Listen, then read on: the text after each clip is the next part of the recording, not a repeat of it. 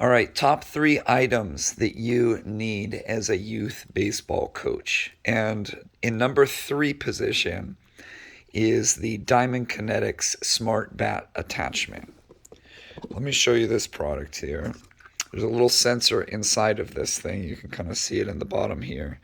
And it attaches onto the bat. And you can measure a whole bunch of different metrics on this. But the two that I value most with my philosophy is hit it hard, so your bat speed is laid out here, and hit it in the air. So your attack angle, which is different from launch angle, is right here. It's really nice because it is fairly easy for the kids to hit off a tee or soft toss if you want, and then they just put it on the end of the bat. The change between kids is pretty quick, and it's also pretty fun. So in this practice right here, I had kids take just 3 swings just so I can get some benchmarks on them. You can see here, I'm just telling them hit it hard and swing slightly up, and I'm aiming for between 5 and 15 degrees. That's what I value as a coach. And you can see on the first swing, basically this athlete is hitting it into the ground, -8 launch angle. And I'm not giving him any sort of instruction. I'm just saying hit it in the air. Not good enough. Swing a little bit up. So you can see he's able to go from -8 into -6 the next swing, and a more powerful swing. And it's almost like a video game for them. Like hitting off a tee is no longer like boring. They're like competing for like the best score. And then the last swing for this particular person, whoever went first, a little slower, but they're able to get a positive attack angle. So just in 3 swings where you're like hit it hard, hit it in the air, they're able to improve. And you're going to see this. New athlete comes on in. Oh, no, I guess this is the same one. Bat speed 39. So I guess I had him do 4 swings. Now look, new athlete comes in. His bat speed's at 42, hits it right into the ground, -12. He's going to hit grounders. We need to fix that. You don't say anything. It's kind of self-correcting. The next swing, they're able to hit it harder, and they're able to get it at least level. Next swing with this particular athlete. A nice, hard swing for them, for the age group, and then hitting between 5 and 15 degrees, approximately that. And then you can talk about the value of hitting it out in front. And that was something that was like revolutionary for me. It's just the value. You can play the swing here. Let me get my finger out of the way. You can see the metrics for each part of the swing, and you can show them, look, if you hit it back here, you're going to hit it into the ground. Your attack angle's -14. Hit out in the front of the plate, and it suddenly goes to 13 or beyond, depending on how far you're out in front of it. That was a huge realization for my son in particular. Oh, if I hit it in front of the plate, it goes in the air. And you can actually see that at different parts of the swing. So this one gets 3rd place marks for its ease of use in a setting with 12, 13 kids. It switches easily. You can have an iPad or an iPhone up on a stand, and they love it. They love it, love it. As a matter of fact, check this out. I even got a bell for the kids. For when they hit a PR, I track it in the iPad. They have their own file, so they get to ring the bell when they hit a PR. So, on to number 2. Okay, let's talk, actually, before we go to number 2. What it should be your target price. New, this is $100 with a $5 subscription per month. Your target price should be used around that $50 to $60 range. And that's because Diamond Kinetics will often do specials. We'll do the smart ball, which isn't nearly as good as this, and the bat attachment for $100. So sometimes you see them online for $50 and people get a free ball or whatever. So there's that. The disadvantages, only iOS. That's terrible, but that's what it is. I'm not a huge fan of iOS, but I got this stuff specifically for baseball. All right, so on to number 2. This goes, that bat attachment was kind of in the nice to have. This is in the must have category. This is a Zooka pitching machine. You can see, oh, I guess not. Zooka pitching machine without the stand. I have the stands in another place. Let me tell you something. This thing is so wonderful for the price and for what it's capable of doing. So let me talk about the advantages. It goes to about 70 miles an hour. The battery does last, if it's new, it lasts the entire duration of a practice. You can do fly balls with it, and you can do pitching with it. And if you're running a 12U team, you're probably not capable of a coach of throwing that 60 mile an hour velocity. And this can just spit them out pretty much the whole practice. So, yeah, it's just so wonderful. The setup is easy. It's battery powered. The battery's in here right here. It's just a regular kind of car battery style battery that you can open up and replace for about $25 if you have an old one. And I just can't say enough good things about it for its price and portability. That's another thing. It's just so portable. You just grab it, this in one hand, the stand in another. You set it up within literally 30 seconds. You're ready to go. So let's talk about the disadvantages, I guess. You're going to want to use dimple balls. And that's a huge disadvantage if you're looking to cut down on costs, because dimple balls are very expensive.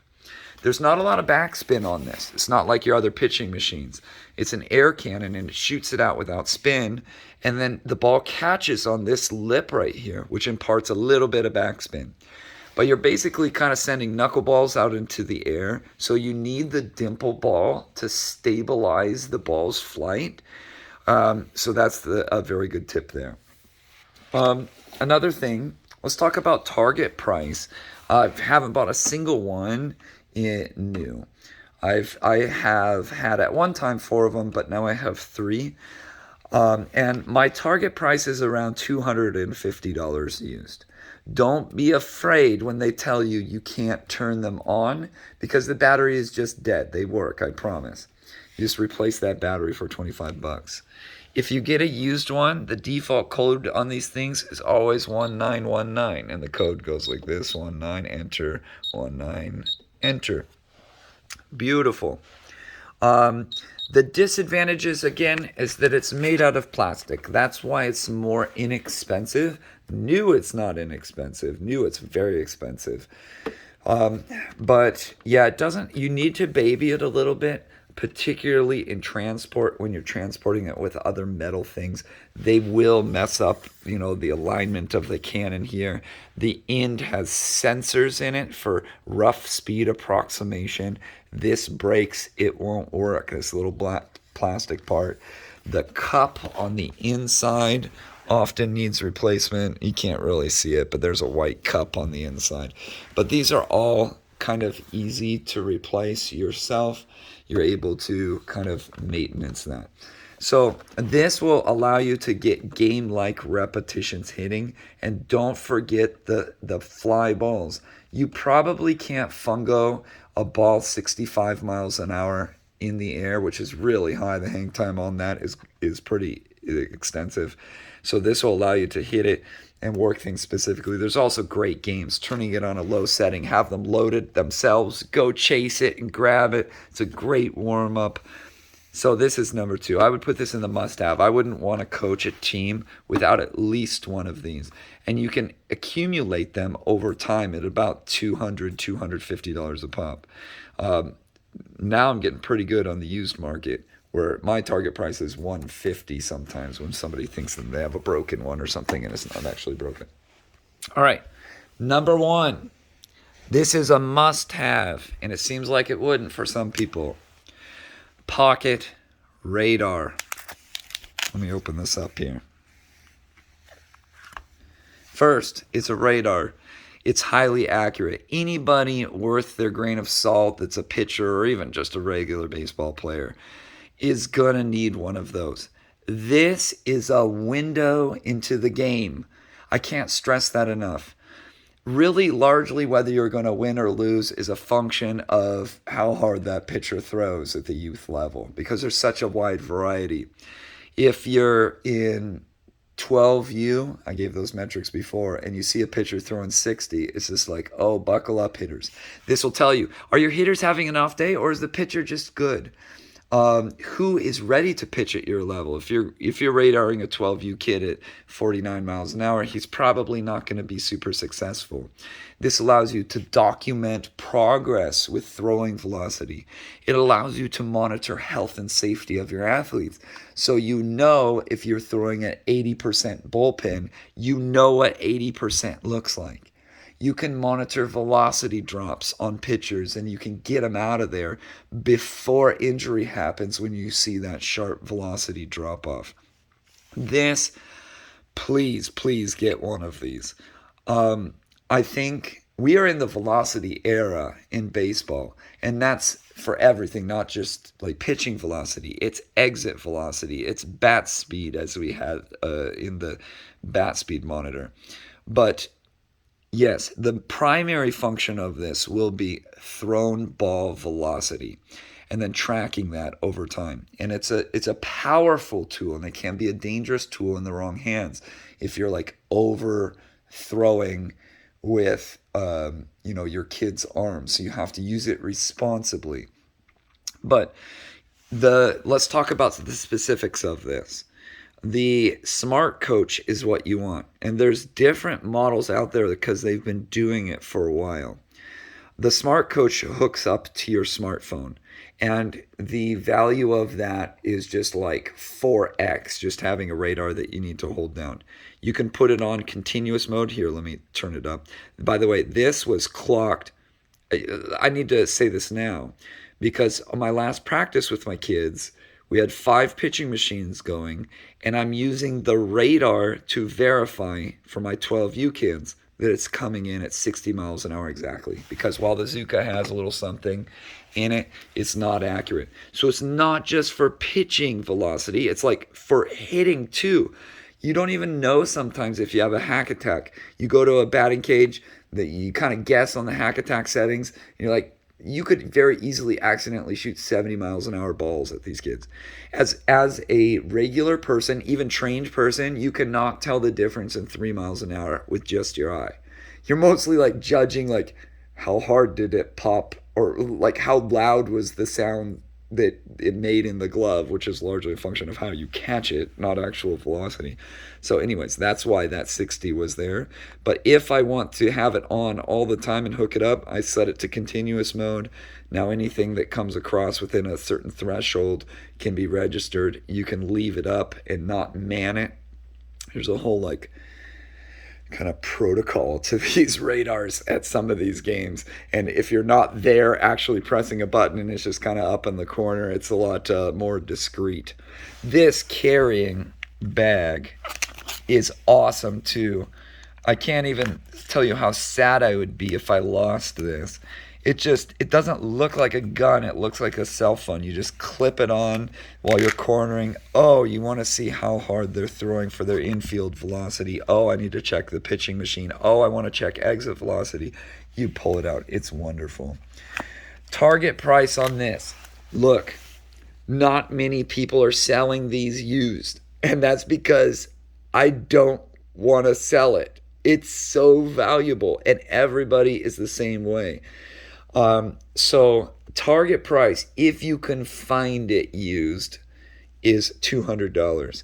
And I did buy this one for $200 a year and a half ago, and I've not seen a single one at that price range for $200. I bought it from a tennis player who didn't really know what they had, and it was in the off season of the off season for Little League, which is when you're going to find the best deals for a lot of this stuff. Make sure you get the Pocket Radar. Let me show you the app. Let's take a look at the app here. You don't need to subscribe, so you don't need to pay a fee. But it's this PR Sports app right here. And this is kind of what the app looks like. You can start a new session. It wants me to partner with the radar, so the setup's pretty quick. It wants me to hold down both of these. I'll try and hold them down at the same time. And then I can click continue. There it found my radar, the radar 313. And I'm connected. That's it. And you set it up, or start session. And you set it up. Now, you don't want just the speed. You almost always want video. So you just click on the video.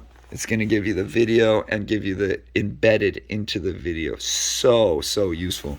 And then you can, you don't want to get the catcher's throwback sometimes. So depending on the velocity of your pitcher, you can adjust the speed range in which it triggers. If you want to actually get the play afterwards, so it's like an auto logging feature, you can maybe make it 7 seconds after, so you can kind of see where the ball went and what happened in the infield if you're a coach and just set it up and you're in the dugout. It's just so beautiful. Trust me on this one. Get a pocket radar, even if you're a parent. All right, that's it. Those are my top 3.